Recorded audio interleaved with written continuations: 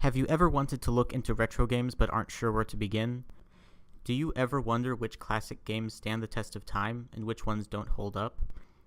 These are some questions that have been bothering me for a while now, and I think it's about time to do something about it. So I'm going through gaming's history one game at a time to try to find the best games of all time. Welcome to the Gaming Archaeologist. Never heard of Vice Project Doom? Neither had I until a few weeks ago. It's a lesser-known game for the NES that is considered pretty good by some, or so I heard, so I decided to check it out.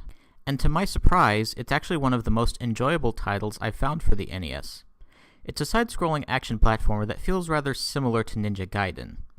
Your primary weapon is a sword, and the plot has the main character trying to solve a mystery that causes him to travel from place to place, leading the player through a variety of levels with different environments and enemies. Like Ninja Gaiden, the game has cutscenes between each level to give you context for what's going on, and like Ninja Gaiden, the story isn't anything special and is pretty forgettable.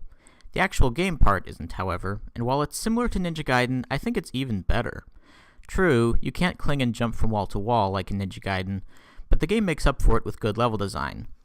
While Ninja Gaiden was fun, it had a tendency to rely on cheap and dirty tricks that annoy the player rather than challenge them.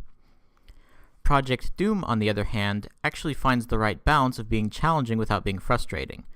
The game can be quite hard, but the game is so well put together that if you die, it's entirely your fault. There is an annoying live system, but I've gone on about that long enough, so I'll just say that it's yet another blight on an otherwise fine game. There are also nice little touches like your secondary weapons. One of them is a gun, and you actually need bullets in order to fire it, which adds a little more depth and strategy to the gameplay. But bullets are fairly common throughout the levels, so it's a much more reliable projectile attack than anything in Ninja Gaiden. Each of the bosses are also pretty cool, too. Overall, Vice Project Doom was like Metal Storm in that it was another pleasant surprise for me.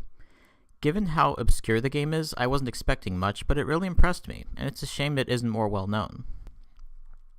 So, does it hold up? In general, I'd say it does. It does have a few archaic shortcomings, but the solid design and fun gameplay more than make up for it. If you're into this sort of game and haven't played Vice Project Doom, you probably should at some point. My final score for Vice Project Doom is a 7 out of 10. So those are my thoughts on the hidden gem Vice Project Doom. What do you think? Have you played it? Are there any games you'd like me to review? Whatever your thoughts are, be sure to let me know in the comments below. The next game I'll be looking over is Star Tropics. Thank you for watching, and I will see you in the next one.